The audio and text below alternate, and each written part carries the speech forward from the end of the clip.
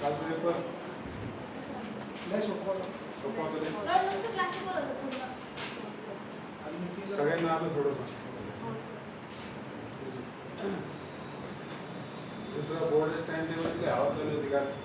हो sir 21 तारीखपासून. Sir ते message करून टाका ना. नाही फेब्रुवारीच्या लास्ट वीकमध्ये बोर्डचा पेपर असतोच. हे फिक्स असतं काय त्यामुळं तुम्हाला काही नवीन माहिती भेटली असं नका तुम्ही किंवा त्याच्या अनुषंगाने काहीतरी नवीन करायला असेल तर ते.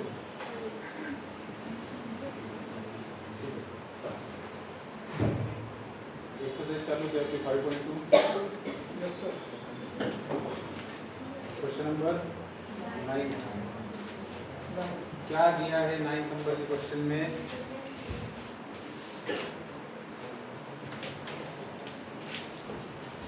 If two of the vertices of a triangle are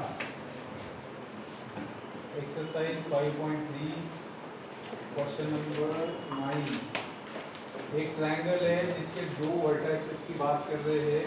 ए नाम का वर्टेक्स है जिसके कोऑर्डिनेट्स 3, 1, 4 है. सर 5.2 एंड बी वर्टेक्स है जिसके coordinates -4, 5 and -3. And the centre of the triangle is at G having coordinates -1 2 1. then find the coordinate of the third vertex C of the triangle. तो आपको C के vertex निकालने हैं. Triangle ABC है आपके पास, दो वर्टेक्सेस के कोऑर्डिनेट्स दिए हैं, सेंट्रॉइड के कोऑर्डिनेट दिए हैं. ठीक है, तो हमने वेक्टर के अंदर सेंट्रॉइड फार्मूला देखा था. ठीक है, तो बाय सेंट्रॉइड फार्मूला कहते थे ना उसको. बाय सेंट्रॉइड फार्मूला हमारे पास क्या है? G bar is equals to A bar plus B bar plus C bar by 3. A bar B bar C bar क्या है? पोजीशन वेक्टर्स है ABC के. एंड स्मॉल g बार क्या है? Position vector of G centred. तो उसको पहले mention करेंगे कि let A bar B bar C bar and G bar be position vectors of ABC G respectively. ठीक है, अब बेटा G बार क्या आएगा? अगर किसी पॉइंट के कोऑर्डिनेट्स आपके पास है तो उसको आप in terms of unit vectors कैसे लिखते हैं? पोजीशन वेक्टर कैसा होता है उसका? माइनस आई क्या प्लस 2j क्या प्लस के क्या विच इज इक्वल्स टू. अब ये 3 इधर लाके मल्टीप्लाई कर सकते हो. ए बार क्या है? 3i क्या प्लस 4k क्या plus B bar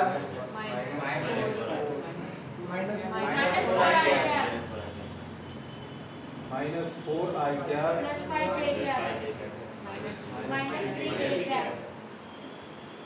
and plus C bar. तो देखिए ऐसा है क्या आप इसको सी बार ही लिख सकते. ठीक है, आप चाहो तो सी के कोऑर्डिनेट्स x y z मान कर इसको x i cap y cap y j cap z के कैप लिख सकते हो. सी बार भी लिख सकते हो. ठीक है, बस सिंपल कैलकुलेशन है. बताइए क्या करेंगे? इन दोनों को ले जाएंगे तो -3i cap plus 6j cap plus 3j cap plus minus i cap minus 4i cap minus i cap इधर आएगा तो प्लस i कैप आ जाएगा. तो plus i cap minus 6j cap minus k cap is equal to c bar. तो -3 plus 1 -2i cap plus 0j cap plus 2k cap is equal to c बार.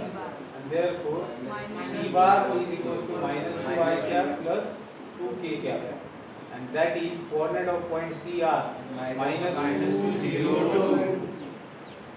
आइए समझ में. तो सिंपल सा question था, डायरेक्टली डिपेंड ऑन फार्मूला. ठीक है, आगे बढ़ते हैं. क्वेश्चन नंबर 10 के अंदर ट्रायंगल OAB है. पहले तो ट्रायंगल OAB निकाल लेते हैं. अब याद रखेंगे जब ट्रायंगल OAB कहा गया है तो वो क्या होता है? सेंट्रोइड. वो होता है ओरिजिन बेटा. सेंट्रोइड क्यों बोलते हो? वो ओरिजिन होता है जहाँ से हम पोजीशन वेक्टर लेते हैं, याद है? हाँ सर। जिसके रिस्पेक्ट में हम पोजीशन वेक्टर लेते हैं ना, किसी भी पॉइंट का पोजीशन वेक्टर कहाँ से लिया जाता है? ओरिजिन से लिया जाता है। डायरेक्शन अवे फ्रॉम ओरिजिन होता है और ओरिजिन से जितना डिस्टेंस है उतना मैग्नीट्यूड होता है उस वेक्टर का, पोजीशन वेक्टर का। तो OAB ट्रायंगल दिया है, E is the mid point of OB का मिड पॉइंट है E, ठीक है? And D is the point on AB such that AD is to DB दिया है 2:1। तो D आपको इस तरीके से लेना है AB के ऊपर कि वो D पॉइंट AB को 2:1 इंटरनली डिवाइड करे इन द रेशियो 2:1। तो मतलब इसके 3 इक्वल पार्ट करने हैं जिसमें से 2 पार्ट्स एक साइड को चले जाएंगे और एक पार्ट इधर चला जाएगा। तो 2:1 रेशियो में कौन डिवाइड कर रहा है? D डिवाइड कर रहा है। अब आगे क्या कहते हैं? If OD and AE intersect at P, if OD and AE intersect at P, then determine the ratio OP is to PD using vector methods. OP is to PD का ratio आपको डिटरमाइन करना है। इस तरीके का question हमने पहले भी सॉल्व किया हुआ है। क्या दिया है देखो, सबसे पहली तो बात समझे कि आपको OP is to PD ratio निकालना है। That means P is dividing, हमें क्लियर कर दिख रहा है कि P इंटरनली डिवाइड कर रहा है OD। तो अगर थोड़ा सा हम सोचे तो अगर P इंटरनली डिवाइड कर रहा है OD को, तो मुझे बताइए P बार को कैसे लिख सकते हो आप? P bar is nothing but, जैसे मान लीजिए थोड़ी देर के लिए m/n में डिवाइड कर रहा है, तो मेरे पास क्या रहेगा? P bar is nothing but md bar plus no bar divided bye m plus n रहेगा। मतलब क्या समझ में आ रहा है आपको? अगर आप मतलब क्या समझ में आ रहा है आपको? उसको खुला ही रहने दो बेटा, वही सेटल हो जाओ। चलो कहीं भी वेट करो। P डिवाइड कर रहा है OD को, तो अगर मैं पोजीशन वेक्टर लिखूंगा, मतलब जो भी मुझे मिलेगा वो कैसे मिलना चाहिए मुझे? कि उसके राइट हैंड साइड में इसका पोजीशन वेक्टर होना चाहिए, इसका पोजीशन वेक्टर होना चाहिए, तो मुझे अपने आप रेशो मिल जाएगा। कळतंय का? याच्या पहिले पण आपण असं केलेलं आहे, लक्षात येते का? बरं, मला सांगा आपल्याजवळ काय आहे? Point D divides segment AB internally in the ratio 2:1। Point D divides AB internally in the ratio 2:1 and therefore D का पोजीशन वेक्टर D बार क्या लिख सकते हो? 2B bar plus 1 times A bar divided by 3।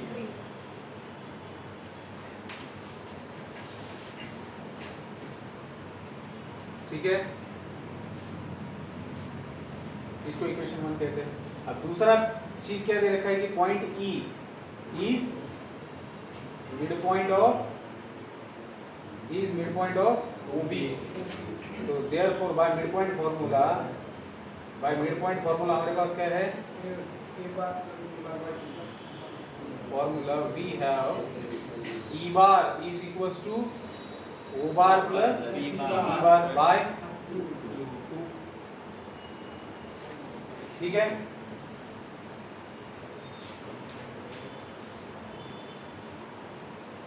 तो इसको हम लोग further कैसे कर सकते हैं? इसको मैं 2E bar minus O bar is equal to B bar लिख सकता हूँ। हाँ सर। तो ये जो वैल्यू मुझे मिल रहा है B बार का, अगर मैं उसको इसके अंदर रखता हूँ तो मुझे क्या मिलेगा? और ऐसा हम क्यों कर रहे हैं अभी आपको समझ में आएगा।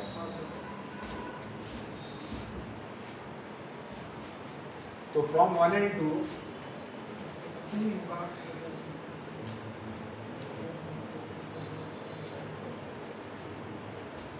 B bar is equals to 2 times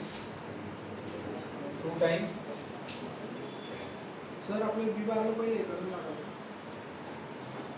तुम्ही इकडं पाठवलं इकडं पाठवलं।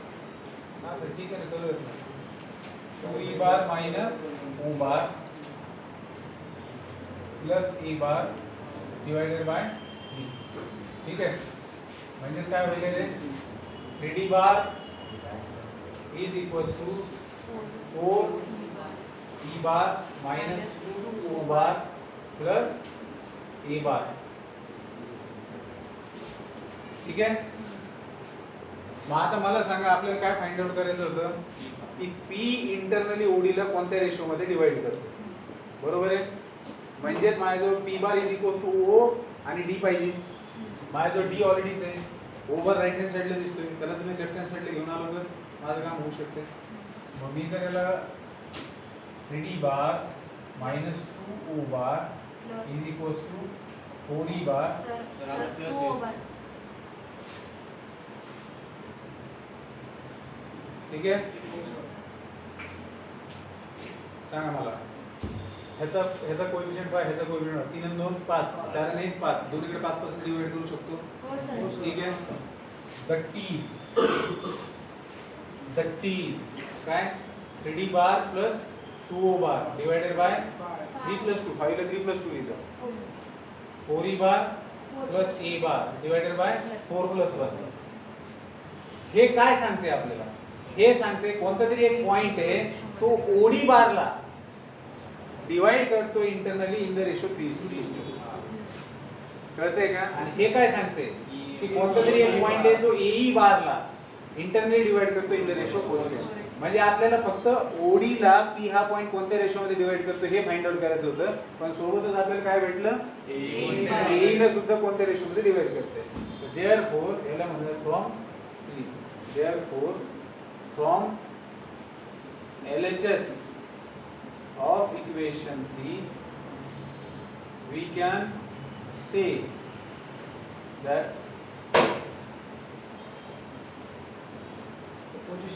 we must say that point P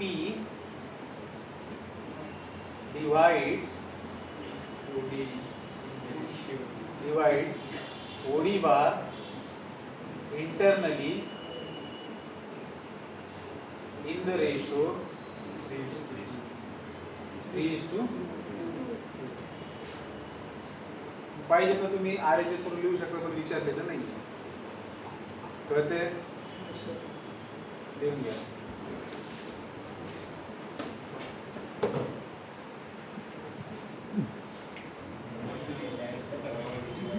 बघा क्वेश्चन नंबर 11 मध्ये टेट्राहेड्रॉन दिलेला है OABC. टेट्राहेड्रॉन को 4 वर्टेक्स होते हैं और टेट्राहेड्रॉन फिगर कैसे होता है जिसके अंदर ट्रायंगल्स के एजेस आपस में जुड़े हुए रहते हैं. अगर आप देखना चाहेंगे तो आपको एक ट्रायंगल ड्रॉ करना होता है, ठीक है, और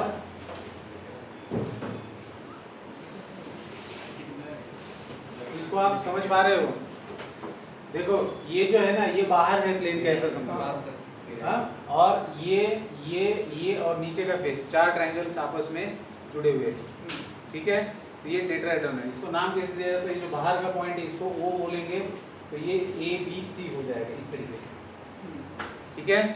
तो हमने जैसे ट्रायंगल के सेंट्रॉइड के लिए पोजीशन वेक्टर के फॉर्म में फॉर्मूला देखा था, वैसे टेट्राहेड्रॉन के लिए भी बताया हुआ है, ठीक है.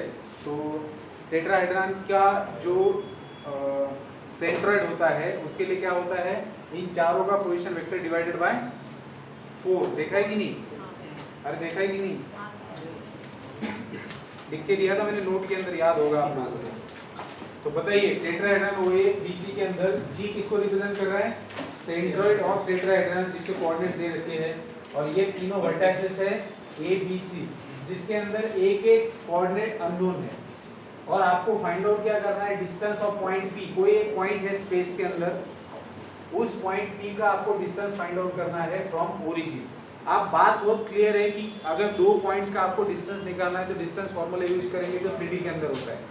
x2 - x1 रूट के अंदर x2 - x1 whole square plus y2 - y1 whole square plus z2 - z1 whole square, ठीक है. अब ये डिस्टेंस फॉर्मूला आप लोग यूज करने वाले हैं.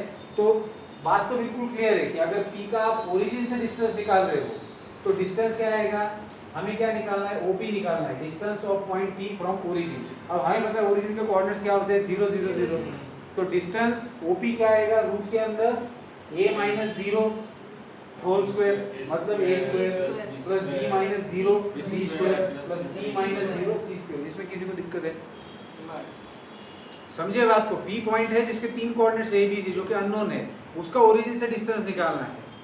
तो आप डिस्टेंस कैसे निकालते हो, अगर आपके पास स्पेस में दो पॉइंट्स है x1 y1 z1 एंड दूसरा पॉइंट है x2 y2 z2, ये दो पॉइंट्स आपको दिए हैं और आपको इन दोनों का डिस्टेंस निकालना है, तो जैसे 2D के अंदर डिस्टेंस फॉर्मूला होता है सेम 3D के अंदर होता है x2 - x1 whole square plus y2 - y1 whole square plus z2 - z1 whole square.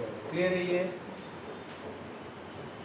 अब इसमें से अगर एक ओरिजिन हो जाता है तो क्या हो जाएगा 0 0 0, तो क्या बचा रहेगा x2 square plus y2 square plus z2 square.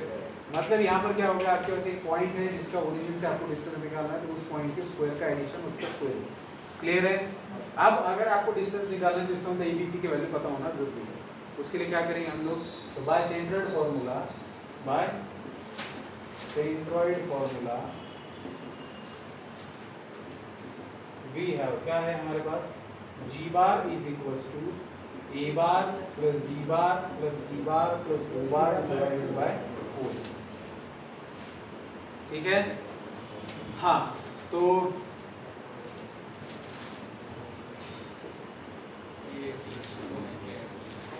G bar I cap plus 2J cap minus K cap is equals to A bar A I cap plus 2J cap plus 3K cap plus B bar I cap plus BJ cap plus 2K cap plus C bar 2I cap plus J cap plus CA cap plus, नहीं लिखा तो भी चलेगा क्योंकि 0I cap plus 0J cap plus 0K cap रहेगा, क्योंकि O के coordinates origin के कोऑर्डिनेट्स 0 0 0।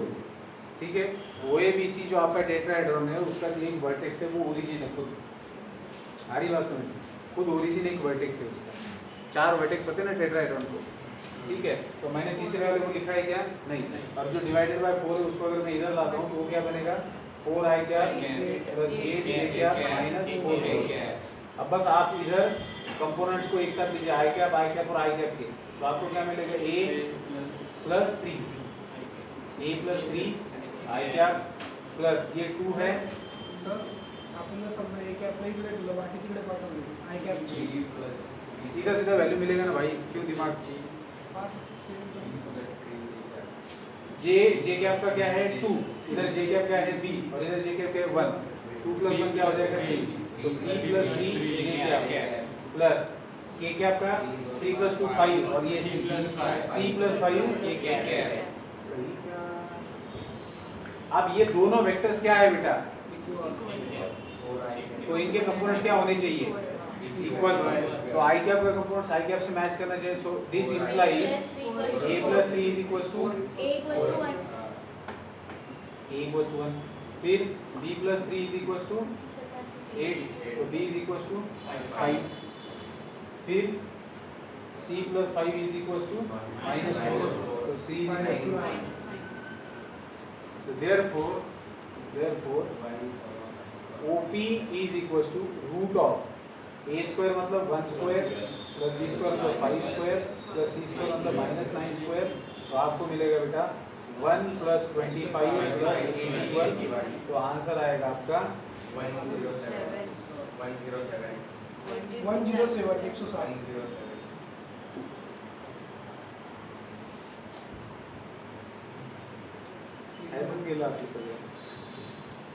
ठीक आहे. या शेवटचा क्वेश्चन आहे एक्सरसाइजचा पाहूया आणि मग पुढचे कॉन्सेप्ट. केलं होतं बेटा स्ट्रेट फॉरवर्ड क्वेश्चन है. ए बेटा हाँ तो बेटा स्क्वायर बेटा क्यूब टेट्राहेड्रॉन है, उसके चारों के चारों वर्टेक्सेस दे रखे हैं. टेट्राहेड्रॉन है, उसके चारों चारों वर्टेक्सेस दे रखे हैं. उस टेट्राहेड्रॉन का सेंट्रोइड निकालना है जी.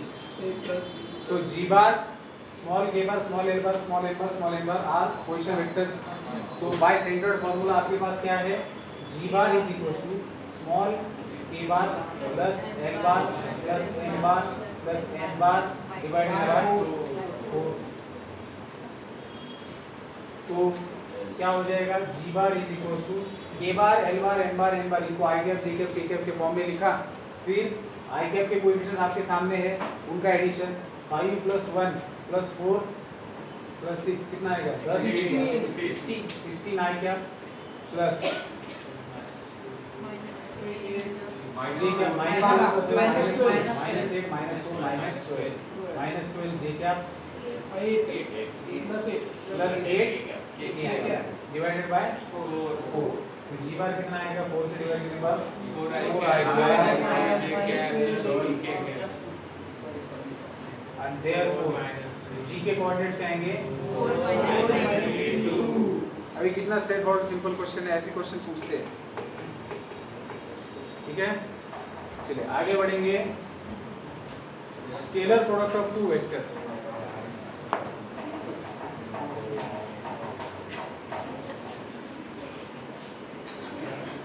ठीक है, hard scalar product of two vectors हमें देखना है, ध्यान देंगे।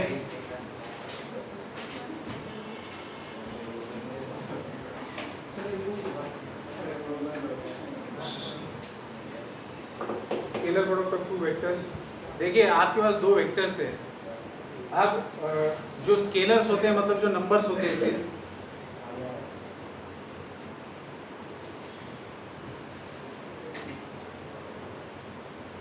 it will be shown on TV screen that how you have been beaten by me.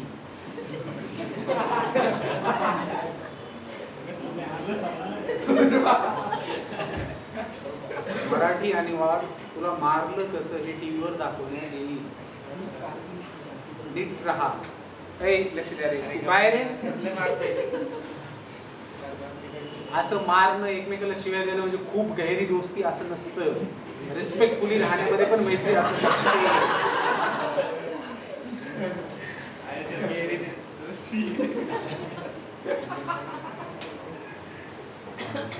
Awhad start करूया मी।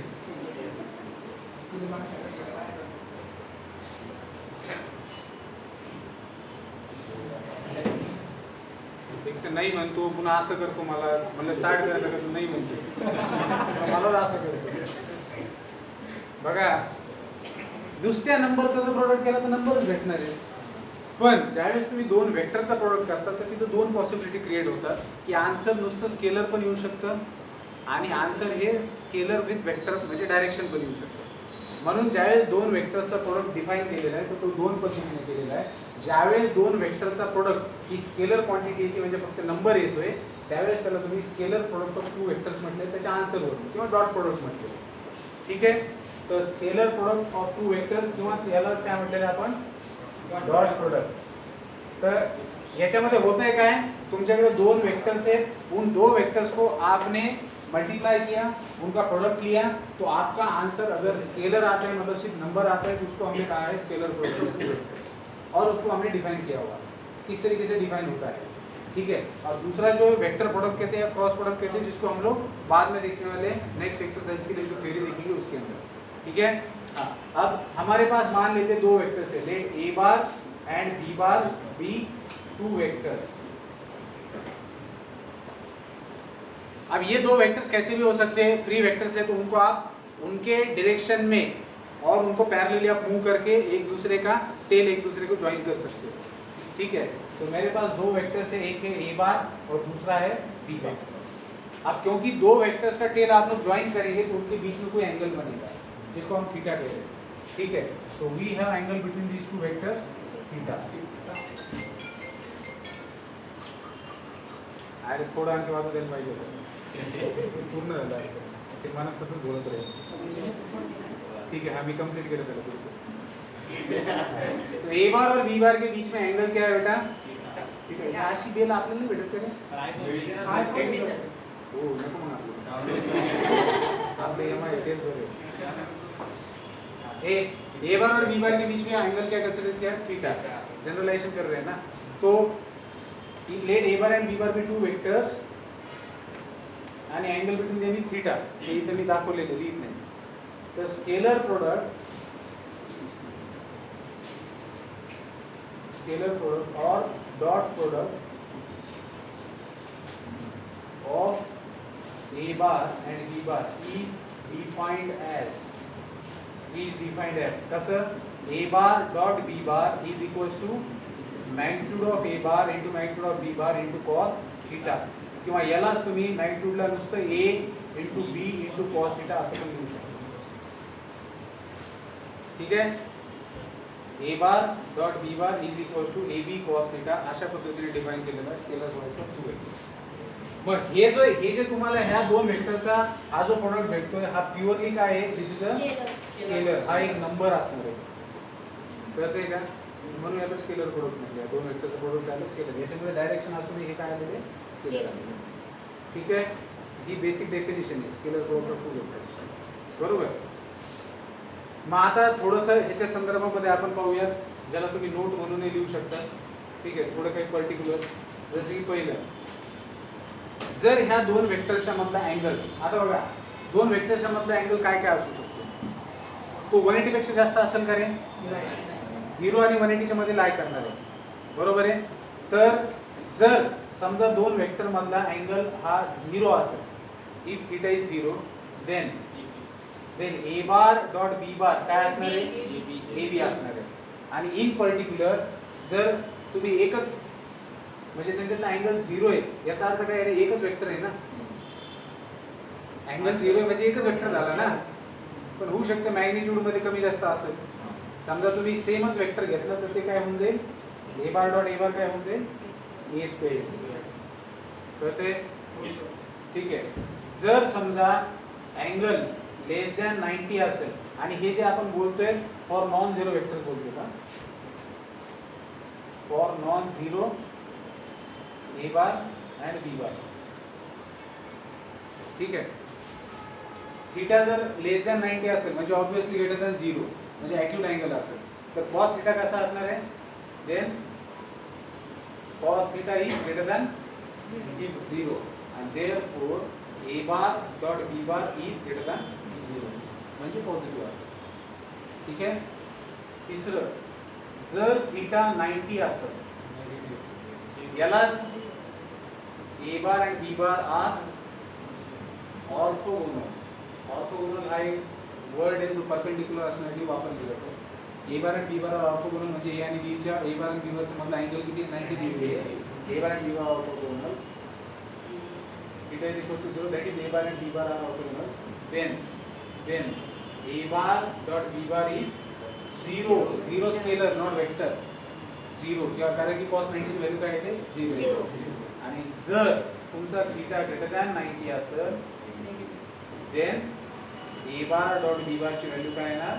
लेस दॅन 0 म्हणजे निगेटिव्ह आहे. कारण सेकंड प्रॉडक्ट मध्ये cos कसा असतो? निगेटिव्ह. ठीक आहे. राहील ही गोष्ट लक्षात.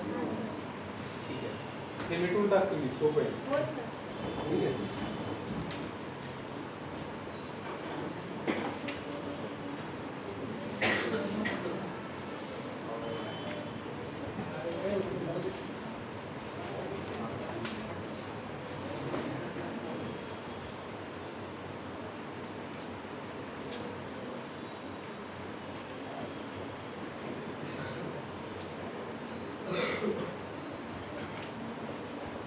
नेक्स्ट प्रॉपर्टी, नेक्स्ट जी नोट आहे आपली ती आहे स्केलर प्रोडक्ट.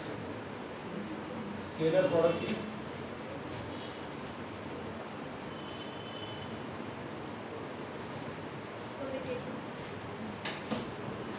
हे खूप महत्त्वाचा मुद्दा आहे. का? कारण आपल्याला नंतर वेक्टर प्रोडक्ट पाहायचा आहे. वेक्टर प्रोडक्ट हा कॉम्पिटिटिव्ह नसतो आणि स्केलर प्रोडक्ट हा कॉम्पिटिटिव्ह असतो. कॉम्पिटिटिव्हचा अर्थ कळतो का रे? हो सर. कॉम्पिटिटिव्ह म्हणजे काय? की जसं नंबरचं मल्टिप्लिकेशन असतं, जसं ॲडिशन आणि मल्टिप्लिकेशन हे जे दोन ऑपरेशन्स आहेत दे आर कॉम्पिटिटिव्ह. कॉम्पिटिटिव्हचा अर्थ काय? की तुम्ही 2+3 लिहिलं तर 3+2 सुद्धा त्याच्यात बरोबरीच आहे. 2+3 आणि 3+2 आज सेम. तसं 2 × 3 3 × 2 हे सेम आहे. बरोबर आहे. तसं मायनस आणि डिव्हिजन मध्ये असतं का? नाही सर. असतं का? नसतं. तुम्ही 2 - 3 आणि 3 - 2 ला बरोबर म्हणू शकतात का? नाही. म्हणून सबट्रॅक्शन आणि डिव्हिजन जे they are not competitive operations on any numbers. ठीक है. तसंच स्केलर प्रोडक्ट इज कॉम्पिटिटिव.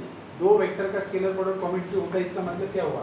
इसका मतलब ये हुआ कि अगर मैं ए बार डॉट बी बार ले रहा हूँ तो इसका मतलब क्या होता है? Magnitude of A bar magnitude of B bar into cos theta. अब अगर मैं बी बार डॉट ए बार लेता हूँ तो दोनों के बीच का एंगल थोड़ी ना चेंज होने वाला है, थीटा ही रहेगा. और पहले मैं मैग्नीट्यूड लूंगा बी बार बाद में लूंगा ए बार का और फिर लूंगा cos थीटा। ये क्वांटिटी सेम है और ये दो नंबर्स का मल्टीप्लिकेशन है, उनको a into b लिखो या b into a, कोई फर्क पड़ता है क्या? नहीं। तो ये करने के बाद जो आंसर मिल रहा है वही आपको इनका पोजीशन चेंज करने के बाद मिल रहा है। तो देयरफॉर हम लोग लिख सकते हैं a bar dot b bar is equal to b bar dot a bar. तो इसको कहा जाता है कॉम्बिनेटिवनेस।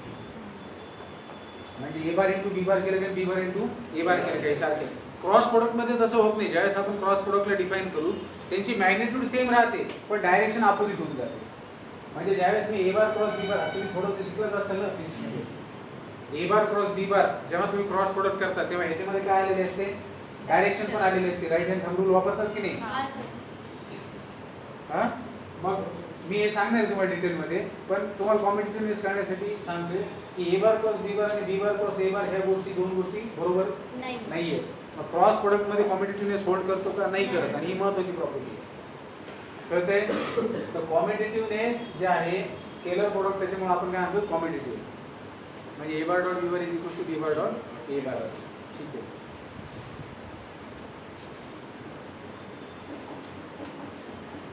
बरं, ही जे आपण 90 डिग्री वाली कंडिशन पाहिली ना, याच्यामध्ये मी आणखी एक गोष्ट मेन्शन करतो। म्हणजे बघा तुम्ही तुमचं काय मत येते, मी जर समजा असं लिहिलं की a bar dot b bar is equal to 0 आहे, so what this implies, what this equation is, this implies that theta is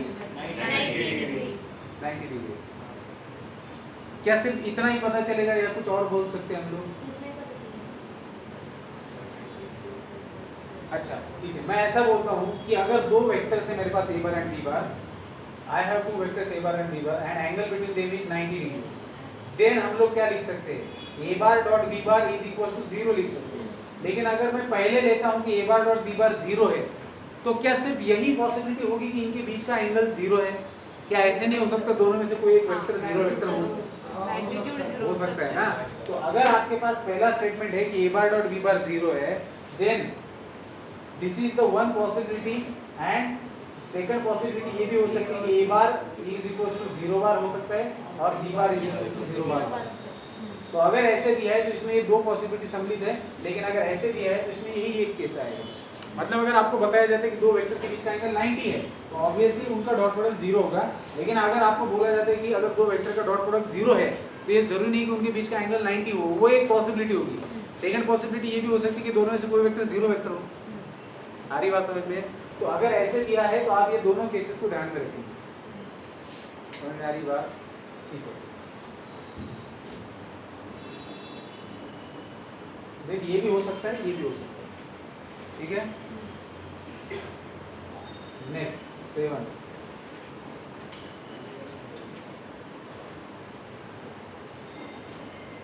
देखो ये क्वेश्चन सॉल्व करते समय काम में आती है चीजें कि अगर a bar and b bar are perpendicular vectors, then आपको ज़हन में आना चाहिए उनका स्केलर प्रोडक्ट 0 होता है। उसी तरीके से अगर बोला जाए कि a bar and b bar are parallel vectors, तो उनके बीच का एंगल क्या हो जाता है? 0 हो जाता है। तो उनका स्केलर प्रोडक्ट क्या हो जाता है? बेटा उनका स्केलर प्रोडक्ट a भी आएगा, cos 0 1 बनेगा ना। ये वाली केस है, आ रही बात समझ में? तो ये पहले ही पता है, बट मैं उसके ऊपर एम्फेसाइज कर रहा हूँ उस चीज़ को समझने के लिए। अगर ऐसे दिया है कि दो वेक्टर्स पैरेलल है एक दूसरे को, तो आपको समझ में आना चाहिए उनके बीच का एंगल 0 डिग्री बन रहा है। तो उनका स्केलर प्रोडक्ट में कॉस का कोई रोल नहीं रहेगा, कि उनके सिर्फ मैग्नीट्यूड का मल्टीप्लिकेशन हो जाएगा। ठीक है,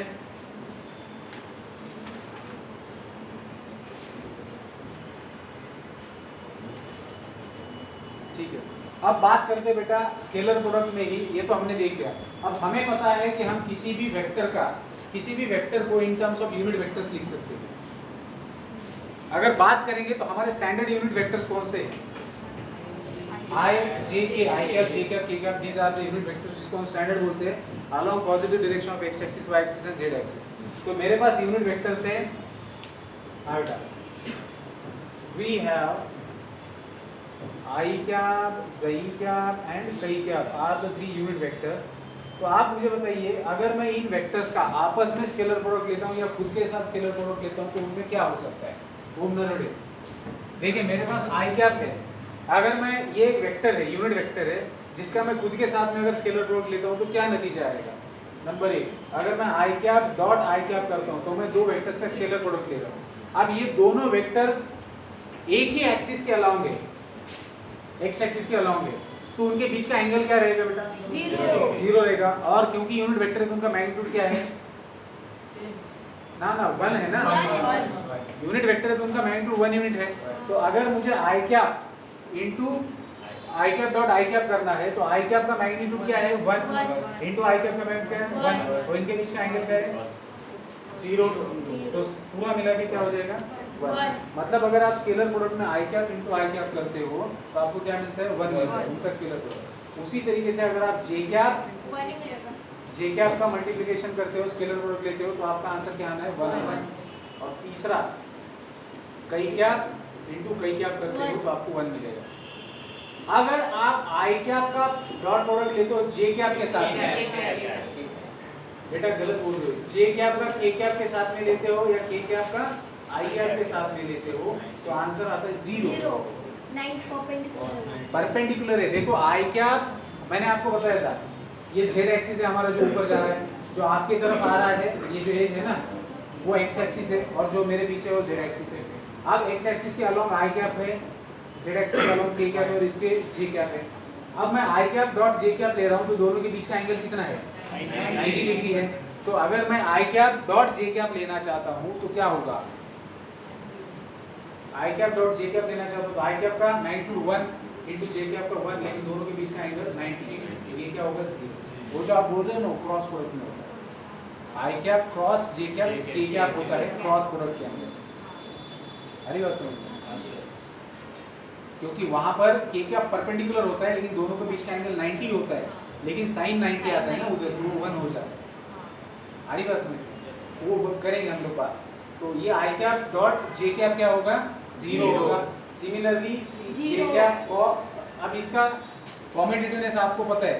अब क्रॉस प्रोडक्ट में ये भी उल्टा होता है, I cap cross J cap क्या होता है? के कैप होता है, लेकिन जे कैप क्रॉस आई कैप माइनस के कैप होता है, तो उसमें साइन बदल जाता है, डायरेक्शन बदल जाता है, डाउनवर्ड डायरेक्शन में होता है। तो इसलिए यहाँ पर क्या होता है? I cap dot J cap is equals to 0, similarly J cap dot I cap is equals to 0। समझ आ रही बात? क्योंकि ये क्वेश्चन में आएगा बेटा, तो इन दोनों का फर्क समझ लो।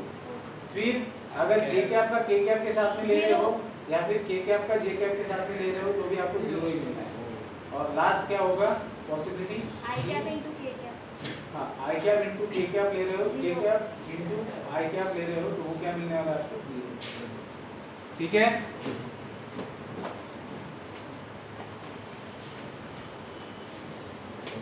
अब अगर मेरे पास दो वेक्टर्स है बेटा जिनको आपने यूनिट वेक्टर्स के इसी के अंदर आएगा, अगर मेरे पास नेक्स्ट नोड जो है इसको हम लोग क्या बोलेंगे? 8 वाला, ठीक है? 9 वाला नोड देखिए, मेरे पास दो वेक्टर्स है। एक मेरे पास दो वेक्टर्स है जिनको आपने यूनिट वेक्टर्स के फॉर्म में लिखा हुआ है। तो मेरे पास है a बार जिसको आप लिख रहे हो a1 i cap plus a2 j cap plus a3 k cap. मैंने एक वेक्टर को यूनिट वेक्टर के फॉर्म में लिखा। अब मैं दूसरे वेक्टर को लिख रहा हूँ यूनिट वेक्टर के फॉर्म में, इधर लिखता हूँ b bar is equal to b1 i cap plus b2 j cap plus b3 k cap. अब मुझे a bar dot b bar करना है, तो जब मैं a bar dot b bar करूंगा तो दिस मल्टीप्लाइड बाय दिस, मतलब a1 i cap plus a2 j cap plus a3 k cap into b1 i cap plus b2 j cap into plus b3 k cap. अब आप मुझे बताइए इस पहले term से आप पूरे तीनों टर्म्स को मल्टीप्लाई करेंगे तो a1 i cap into b1 i cap और i कैप का मल्टीप्लिकेशन आएगा 1 और a1 b1 हो जाएगा a1 b1 और i cap dot i cap 1 आएगा। लेकिन जब आप इससे इन दोनों को मल्टीप्लाई करेंगे तो a1 b2 तो रहेगा लेकिन i cap dot j cap 0 आता है, तो इसका इन दोनों के साथ मल्टीप्लिकेशन 0 हो जाएगा। फिर आप इससे इन तीनों को मल्टीप्लाई करेंगे तो इसके और इसके साथ में 0 आ जाएगा, इसके साथ में वो a2 b2 आएगा प्लस a2 b2 और लास्ट में क्या मिलेगा? Plus a3 b3। तो a बार डॉट b बार जब आप लिखते हो, जब आपके दोनों vectors in terms of unit vectors लिखे हुए रहते हैं और उनका अगर आपको डॉट प्रोडक्ट लेना है तो आई कैप के कंपाउंड्स का मल्टीप्लिकेशन लिखिए प्लस जे कैप के कंपाउंड्स का मल्टीप्लिकेशन प्लस के कैप के कंपाउंड्स का मल्टीप्लिकेशन रहेगा याद ये, ठीक है हाँ सर। चेतन? बहुत सिंपल बात कह रहा हूँ, ये देखो ये वाला चीज ज्यादा यूज में आता है, फिर यूनिट वेक्टर्स का मल्टी स्केलर प्रोडक्ट ज्यादा यूज में आता है, और एक होता है एंगल निकालने की बात इसके अंदर। क्लियर है? लिखिए इसको।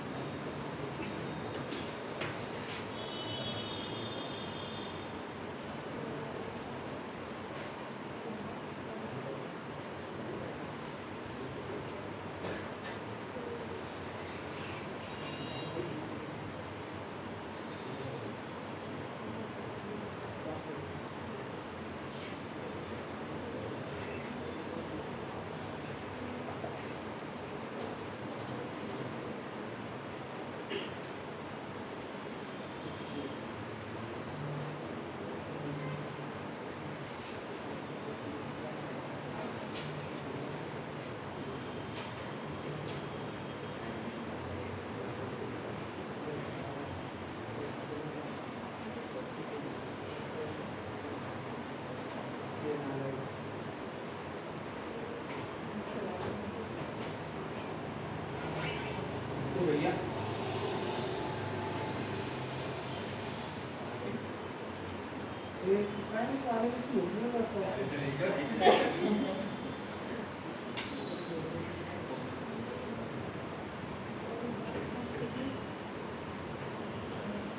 कल केटू नको रे होय शांत ते हात कर समोर रे नरोडे काय करतो तू हेच करतो का तो काय चालू आहे दुसरं काहीतरी हेच आहे ना आमचं आहे ना अब मातोळे जागो दिली गुड व्हेरी गुड बेटा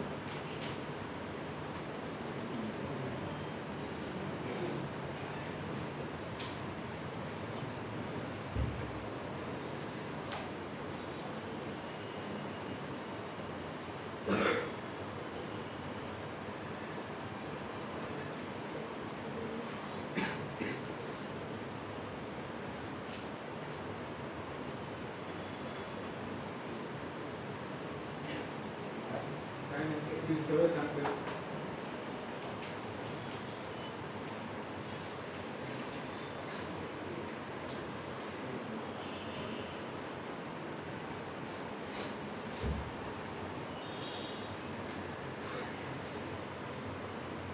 ओके ॲब्सेंट करायचं नाही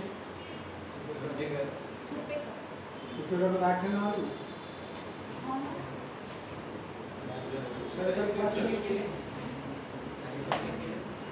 पेपर याच्यावर चेक होते ना ॲपवरती वहाँ चीज नहीं सॉफ्टवेयर रिजल्ट रिझल्ट आमचं सर लावतील आज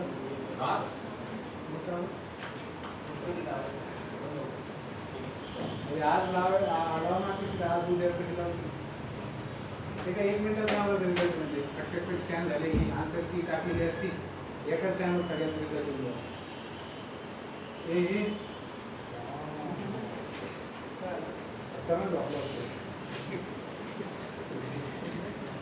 ध्यान करो.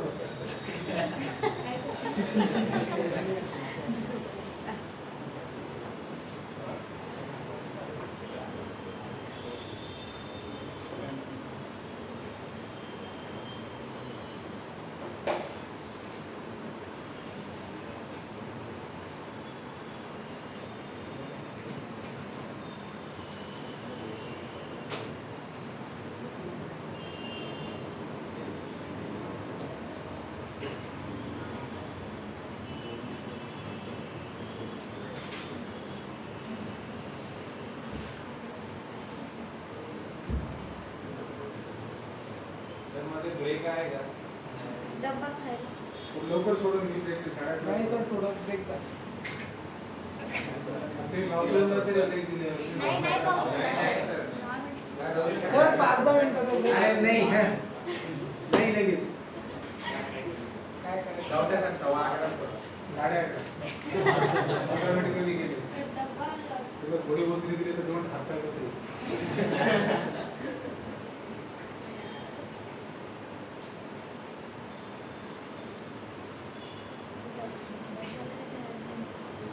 माणूस बिना जेवता 21 दिवस जिवंत राहू शकतो. तुम्हाला काही घंटेवर मारणार नाही तुम्ही. गेलो की गेलो करून करून गेलो.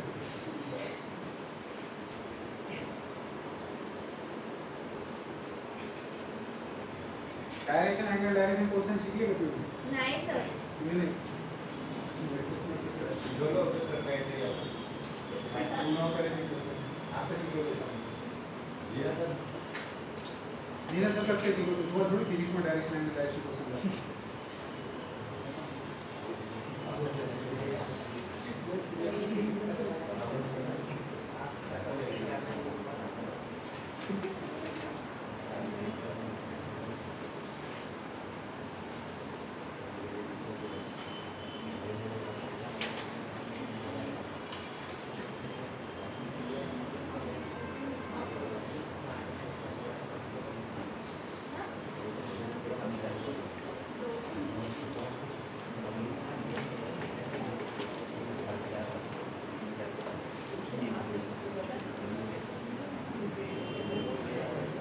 सर आले वाटतं. नाही सर नाही सर.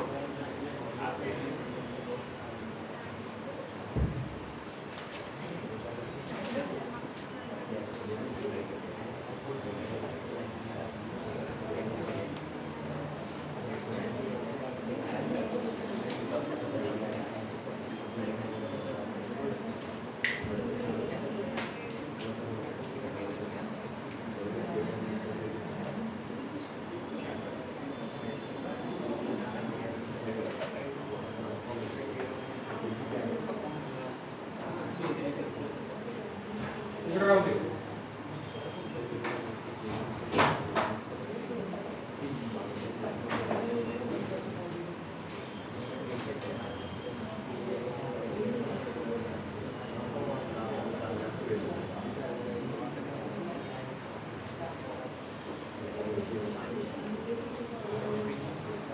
झाले. नाही सर. नाही सर.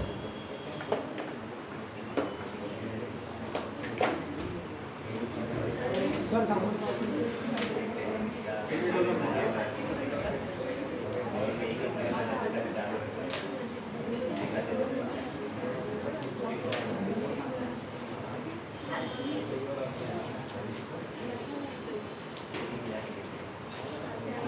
व्हिडिओ करायची. हो सर. वरचं जा.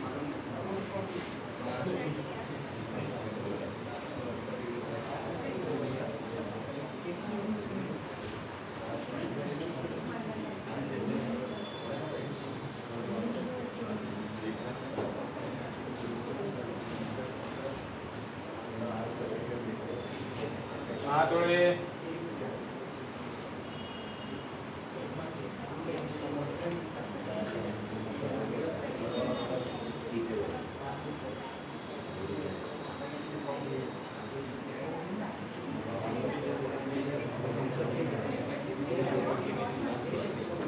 केमिस्ट्रीचे लेक्चर मध्ये बसून नक्की आता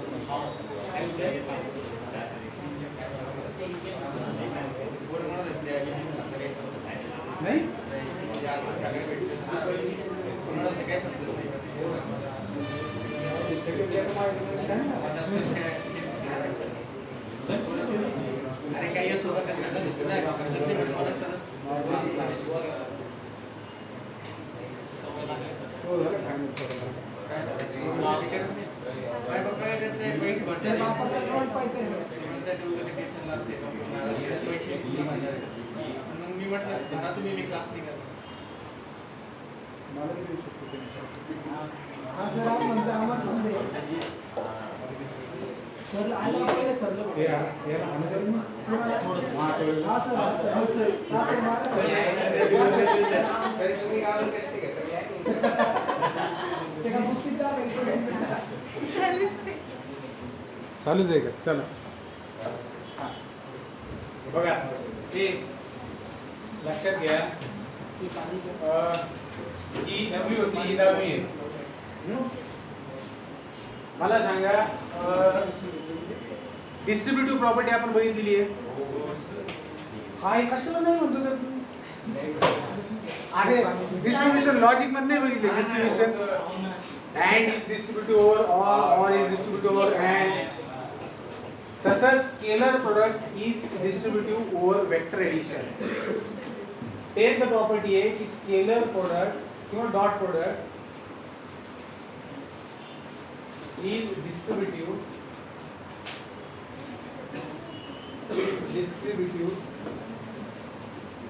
over vector addition म्हणजे काय 3 वेक्टर्स लागतील a डॉट b bar plus c bar दोन वेक्टरचं ऍडिशन त्याच्यावरती याला डिस्ट्रीब्यूट करायचं म्हणजे scalar product is going to be distribute over vector addition दो वेक्टर का एडिशन है मतलब वेक्टर ही मिलेगा दो वेक्टर का एडिशन मतलब वेक्टर ही मिलेगा ना और ये जो वेक्टर मिलने वाला है उसका डॉट प्रोडक्ट है ए बार के साथ इसको कैसे देखो ये एक तो चीज है कि बी बार प्लस सी बार करो जो भी वेक्टर मिलेगा उसका इसका डॉट प्रोडक्ट लो लेकिन आप ऐसा भी कर सकते हो कि इस डॉट प्रोडक्ट को डिस्ट्रीब्यूट कर सकते हो जैसे A bar dot B bar plus A bar dot C bar तो भी आंसर सेम ही रहेगा ये कहना तो सिंपल बात है और आगे काम आ सकता है ऑपरेशंस के अंदर ठीक है next angle between two vectors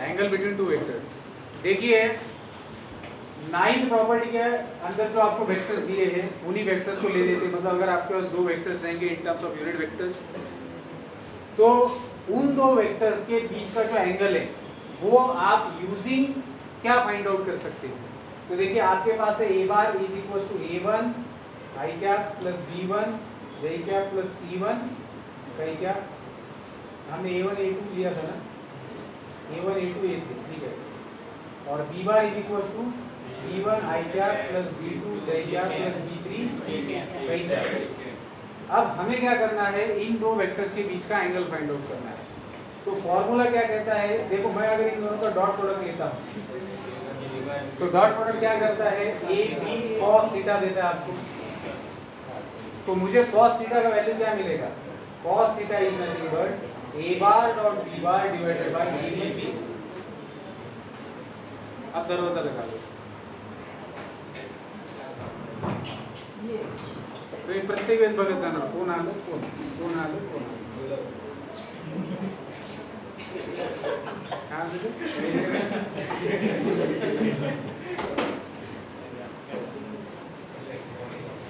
देखो हमारा टारगेट था एंगल फाइंड आउट करना दो वेक्टर्स के बीच में ए बार और बी बार इन दो वेक्टर्स के बीच में क्या एंगल है हमें फाइंड आउट करना था बेटा इंद्रनील ध्यान दीजिए हमें दो वेक्टर्स के बीच का एंगल निकालना है ए बार एंड बी बार के तो हमने डॉट प्रोडक्ट का इस्तेमाल किया ठीक है तो ए बार डॉट बी बार क्या होता है magnitude of A bar magnitude of B bar into cos theta तो cos थीटा निकालना है तो इसको भेज दिया लेफ्ट हैंड साइड में तो ये जाके डिवाइड हो गया अब आप मुझे बताइए कि ए बार डॉट बी बार क्या आता है अगर आपके वेक्टर्स यूनिट वेक्टर्स के फॉर्म में तो ए बार डॉट बी बार क्या होगा a1 b1 plus a2 b2 plus a3 b3 और ये जो ए बार वेक्टर है इसका मैग्नीट्यूड आप लोग कैसे लिखते हो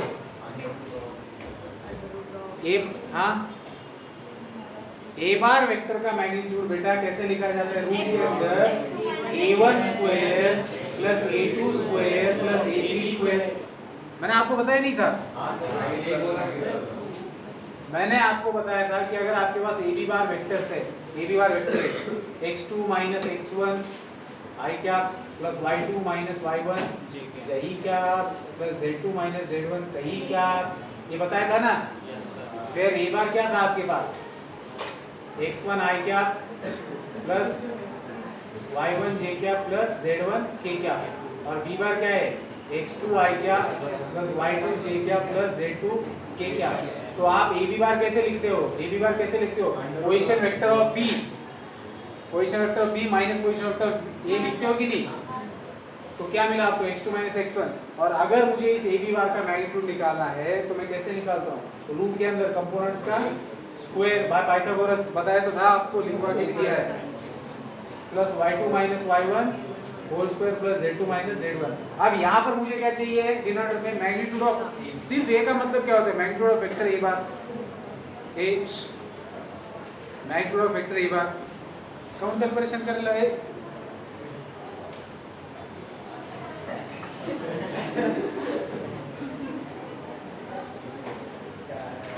मातुळे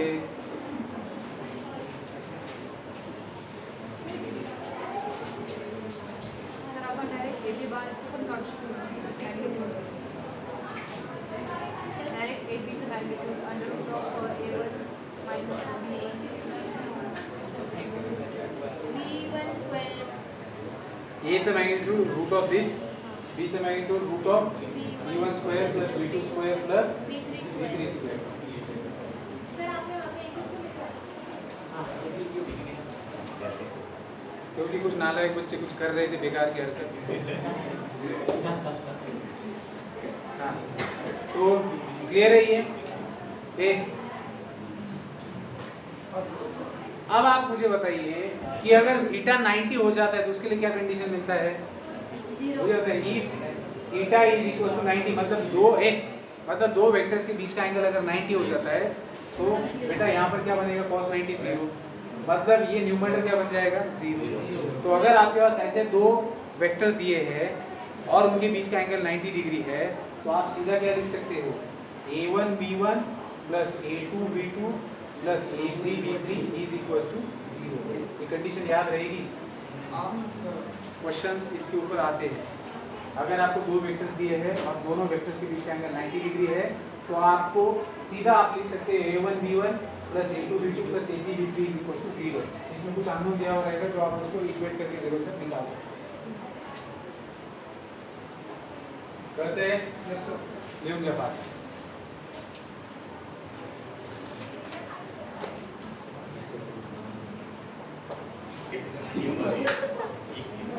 सर तुम्ही बोलले ना टेस्ट एक्सरसाइज काय म्हणाले पार्टी काय बोलला सर आम्ही बोललो मार तोंडच मार दिया मार नहीं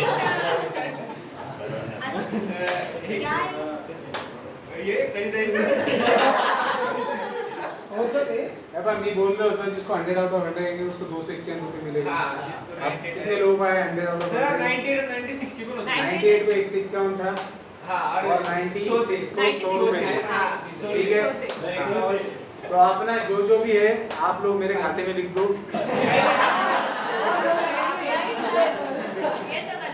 नहीं समझे मेरी बात, सर पेट अरे समझे मेरी बात। 250 में आप क्या करोगे, 250 100 में कुछ नहीं होगा, लास्ट में एक ही बार सब निपटा देता हूँ।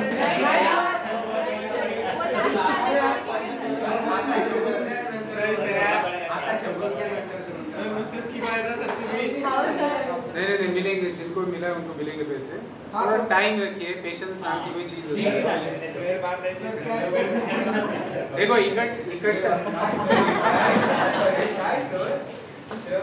इकट्ठा दूंगा तो कुछ काम आएंगे आपके प्लेन दिन नहीं तो बाद सर में। कुछ नहीं ठीक है चलिए मिल जाएंगे आपके जैसे रिजल्ट आता है मिल जाएंगे।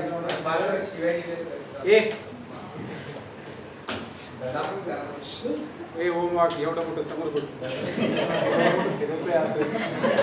समोर बोल हे लक्ष द्या। काय करणार रिकॉर्डिंग स्टार्ट किया मैंने, मेरे को पढ़ाना है। देखो projection of one vector on another vector ये क्या होता है हमें चीज है। तो ठीक है तो मैं इसको ऐसे लिखता हूँ projection of one vector on another vector. अगर आप अब शांत बैठे तो ये पॉइंट होने के बाद खत्म करूंगा. अगर कोई भी बात किया तो फिर मैं 11:15 तक खींचूंगा. Yes sir. तो projection of one vector on another vector. देखिए दो तरीके के प्रोजेक्शन होगा. एक वेक्टर का दूसरे वेक्टर के ऊपर स्केलर प्रोजेक्शन होगा और एक वेक्टर प्रोजेक्शन होगा. बेसिकली ये क्या है इसको समझने बहुत आसान सी चीज है. क्वेश्चंस आते हैं इसके ऊपर. तो सबसे पहले तो दो वेक्टर्स लेते हैं. Let a bar and b bar be two vectors and angle between them be theta. तो दो वेक्टर्स ले रहे हैं हम लोग. एक है a बार और दूसरा लेते हैं b बार. उनके बीच का एंगल हमने थीटा मान लिया. ठीक है. तो इसको और क्रॉस कर लेते हैं. ठीक है. अब ये जो वेक्टर है इसके इसमें हम लोग ये इसको O बोलते हैं, इसको A बोलेंगे और इसको B बोलते हैं. ठीक है. तो OA बार के ऊपर A बार आपका स्थित है. OB बार ही B बार है. ठीक है. अब मुझे प्रोजेक्शन लेना है इस वेक्टर का इस वेक्टर के ऊपर. इसका मतलब क्या होता है? So projection of B bar on A bar. तो इसमें भी scalar projection of B bar on A bar होगा और vector projection of B bar on A bar होगा. पहले स्केलर को समझ लेते हैं, फिर वेक्टर सीधा डायरेक्शन ऐड करके आपको मिल जाएगा. B बार का प्रोजेक्शन A बार के ऊपर मतलब क्या? तो B बार का जो एंड पॉइंट है मतलब जो हेड है उसका, वहां से आप परपेंडिकुलर ड्रॉ करेंगे जिस भी वेक्टर के ऊपर उसका प्रोजेक्शन लेना है. तो मुझे B बार का पोजीशन लेना है A बार के ऊपर. तो मैंने B बार का जो एंड है हेड है वहां से उसके टिप से मैंने परपेंडिकुलर ड्रॉ किया जिसके भी ऊपर पोजीशन लेना है. तो यहाँ पर मैं 90 डिग्री बता देता हूँ क्योंकि परपेंडिकुलर है. तो B बार का A बार के ऊपर प्रोजेक्शन मतलब ये इतना, इसको मैं C पॉइंट बोल देता हूँ. ठीक है. ये पॉइंट क्या होगा? C. ये फुट ऑफ द परपेंडिकुलर है. तो projection of B bar on A बार हम लोग देख रहे हैं. तो OC not bar, only OC is a scalar projection. Is a scalar projection of B bar on A bar. सांगा मला तुम्हाला समजतं. एखाद्या वेक्टरचं दुसऱ्या वेक्टरवरती प्रोजेक्शन म्हणजे काय? ज्या वेक्टरचं प्रोजेक्शन घेताय दुसऱ्या वेक्टरवरती, ज्याचं घेताय त्याच्या हेड वरून परपेंडिकुलर ड्रॉ करायचं ज्याच्यावरती प्रोजेक्शन घेताय. आणि हा जो पार्ट हेड वरून परपेंडिकुलर ड्रॉ केल्यानंतर ज्या वेक्टरचं प्रोजेक्शन घेताय त्याची टेल आणि जो फुट ऑफ द परपेंडिकुलर त्याच्या मधलं जे डिस्टन्स असतं that is a scalar projection.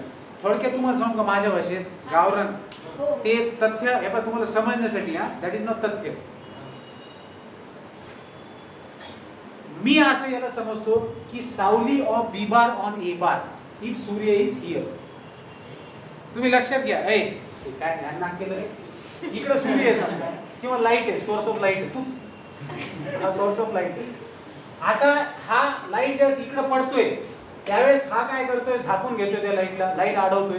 आणि जेवढा पार्ट कुठलाही ऑब्जेक्ट असतो त्याने जर लाईट अडवला तर त्याची सावली पडते. मग हा जो पार्ट आहे हा त्या लाईटला अडवतोय तर याची सावली जी पडणार आहे ती बेसिकली अशी पडणार आहे. लक्षात येते का? ज्याला आपण प्रोजेक्शन समजू शकतो. ठीक आहे. मग एखाद्या वेक्टरचं दुसऱ्या वेक्टरवर प्रोजेक्शन म्हणजे काय? त्याची सावली समजायची. फक्त सावली घेताना अशी नका घेऊ. कशी घ्यायची तर तिथून परपेंडिकुलर टाकायचा आणि जो पार्ट हा अडकलेला असेल तो असेल त्याचं प्रोजेक्शन. बरं आता स्केलर प्रोजेक्शन काय म्हणतोय? Because we are considering only length. फक्त मॅग्निट्यूड कर. मी फक्त काय म्हणलो ओसी. ओसी काय आहे? लेंथ आहे, सेगमेंट आहे. कळतंय का? हे चेतन ओसी काय आहे? OC is a scalar projection of B bar on A bar. कळतंय? मग आता परत प्रश्न उभा राहतो की how to find this OC. कारण तुम्हाला काय दिलेलं असणार आहे? ए बार आणि बी बार दिलेला असणार आहे आणि त्याच्यातला अँगल दिलेला असणार आहे. तुम्हाला ज्यावेळेस असं म्हणतील दोन वेक्टर देतील त्यांच्यातला अँगल दिलेला असतो, दोन वेक्टर देतील त्यातला अँगल दिलेला असतो, दोन वेक्टर देतील त्यातला अँगल, काही करत राहते प्रत्येक जण काहीतरी वेगळं चालू आहे बरं का. कधी इथं इथं उभं राहून नजारा बघा तुम्ही, प्रत्येकाचं काहीतरी वेगळं चालू आहे. कोणी चष्मा हा हा करतोय, कोणी कानातच बोट घालून ती घाण काढून ते बेंचला बसतोय. ठीक आहे त्याच्यामध्ये सांगते फॅक्ट आहे. कुणी आणखी काहीतरी करते, कुणी काहीतरी करते, कुणी आरामात बसलेले, कुणात काहीतरी चालू आहे, कुणी जांभळीच देते. जेव्हा महत्वाचा मुद्दा चालू असतो तेव्हा मी तुमचं लक्ष नसते. कुणी आरामात म्हणते. लक्षात घ्या, मी आता परत महत्व बोलतो, लक्ष द्या. ज्यावेळेस तुम्ही एका वेक्टरचं प्रोजेक्शन दुसऱ्या वेक्टरवर घेताय त्यावेळेस स्केलर प्रोजेक्शन कशाला म्हटलेले, दॅट सावली, बरोबर आहे. आणि आपलं टार्गेट आहे ती व्हॅल्यू फाइंड आउट करणं. मग दिलेलं काय असणार आहे, गिवन काय काय आहे, ए बार दिलेला आहे, बी बार दिलेला आहे आणि थीटा दिलेला आहे, बरोबर आहे.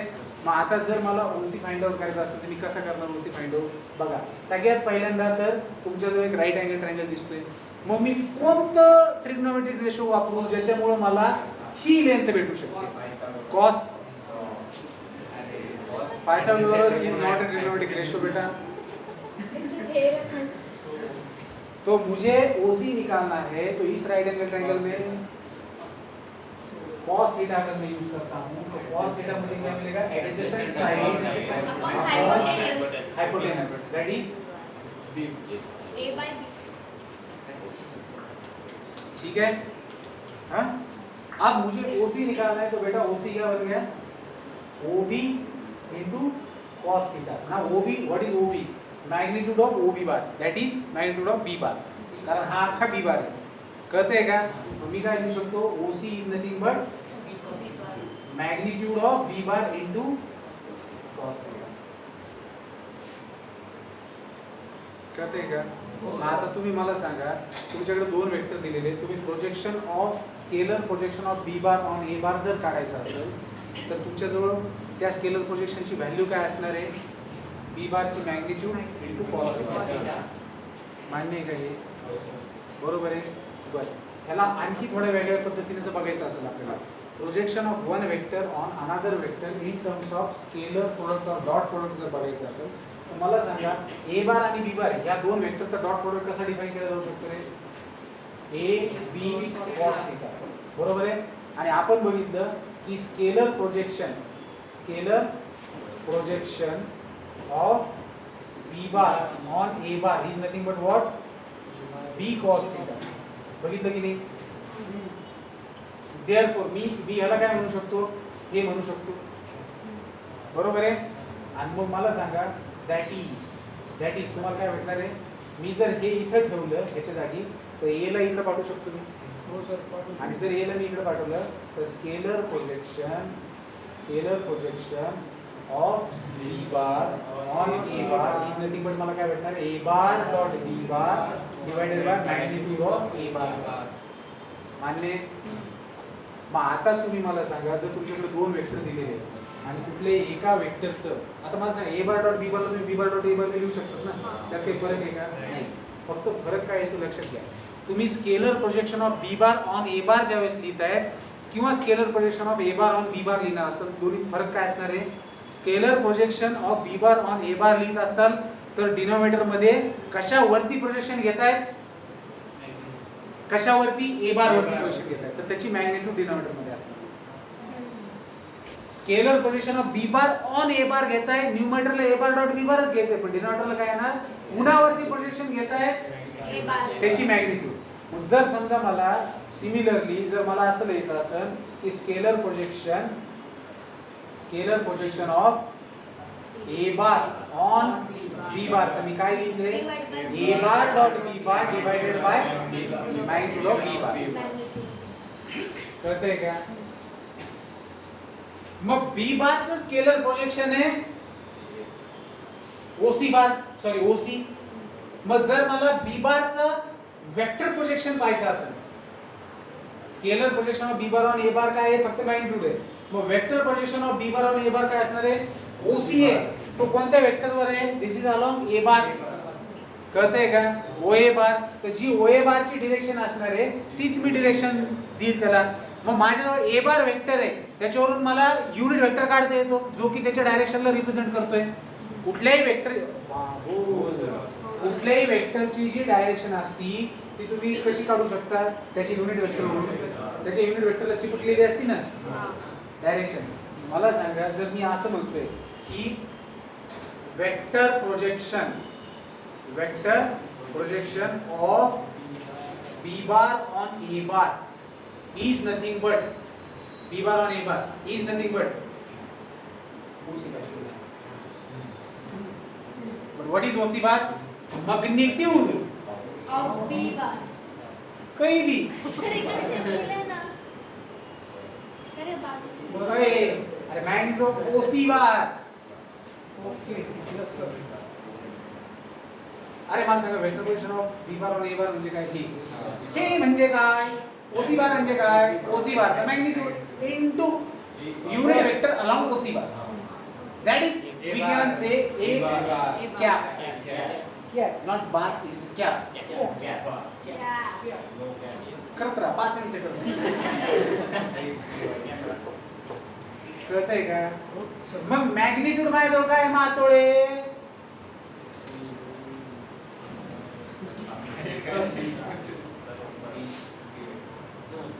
सॉरी हो म्हणतो नालायक. गेला वर्षात OC बार म्हणजे काय रे? A bar dot B bar divided by magnitude of A bar into A cap. आणि पुन्हा A cap म्हणजे काय? A bar divided by कळतंय का? Unit vector along any vector A bar divided by its magnitude. सांगितलं होतं तुम्हाला हाँ सर बताया ना. Sweet potatoes. Yes.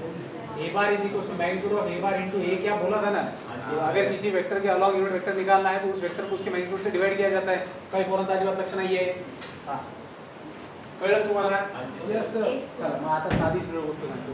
समजा तुम्हाला तुम्ही असं विचारलं किंवा scalar projection of C bar vector C bar on B बार, तर तुम्ही काय घेणार? C बार. आणि जर मी तुम्हाला वेक्टर प्रोजेक्शन विचारलं, vector projection of C bar on D bar, तर तुम्ही काय घेणार? हे जशाल तसं राहणार आणि into B bar by magnitude of B bar. B bar. Sir D bar into yes आणि एक आहे म्हणजे ते. हाँ हाँ. कळलं? मग तुम्हाला लक्षात आलं का एखाद्या वेक्टरचं स्केलर प्रोजेक्शन आणि वेक्टर प्रोजेक्शन म्हणजे काय? Yes sir.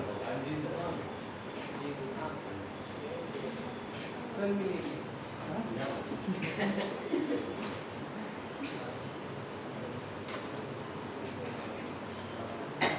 बरं एक नोट म्हणून लक्षात घ्या की जर तुम्हाला असं विचारलं if it is asked to find projection of A bar on B bar we find scalar projection. हे पहा हा आघात आहे. आघात म्हणजे काय? बोलण्याची पद्धत तऱ्हा. कळतंय का? की जर तुम्हाला नुसतं असं म्हटलं find projection of A bar on B bar, तर त्याचा अर्थ असतो finding scalar projection not vector projection. कळतंय का? नोटे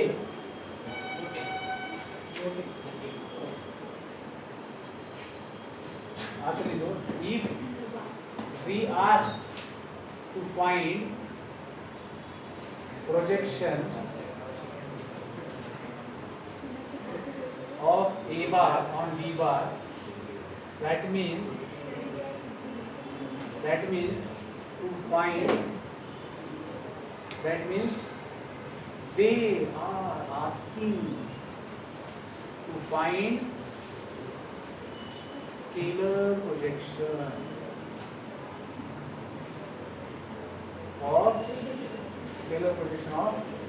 A bar on B bar. कळतंय का? नुसतं find projection of A bar on B bar म्हणजे स्केलर प्रोजेक्शन फाइंड आउट करायला सांगते. आणि त्यावेळेस तुम्ही काय लिहिणार? A bar dot B bar divide by magnitude of B bar. आणि जर वेक्टर प्रोजेक्शन काढायचे तर त्याला डिनॉमिनेटरला जो काही आलेले त्याच्या कॅपने म्हणजे युनिट वेक्टरने मल्टिप्लाय करायचं. राहील लक्षात? हाँ सर. मग तुझं कॉन्सेप्ट आहे. Yes sir. ठीक आहे. याच्यानंतर ही जी एक्सरसाइज आहे 5.3 याच्यावरचे जे क्वेश्चन्स आहेत ते उद्या बघू. ते सॉल्व करण्यासाठी आपल्याला डायरेक्शन अँगल्स, डायरेक्शन कोसाइन्स आणि डायरेक्शन रेशोचे कॉन्सेप्ट आहेत. महत्त्वाचे कॉन्सेप्ट्स आहेत म्हणून मी आज बर्डन देत नाही आहे त्याचं.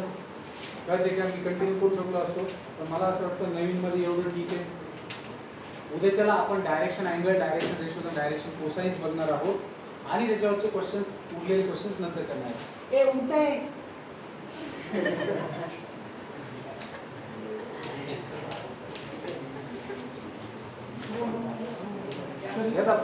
हे मला हे तिसरं चेतनचं पाठलं तिसरं आलं होतं. करायचं बघू. ठीक है, तो लिखे बेटा, इसको हम लोग क्वेश्चन करेंगे. हाँ सर.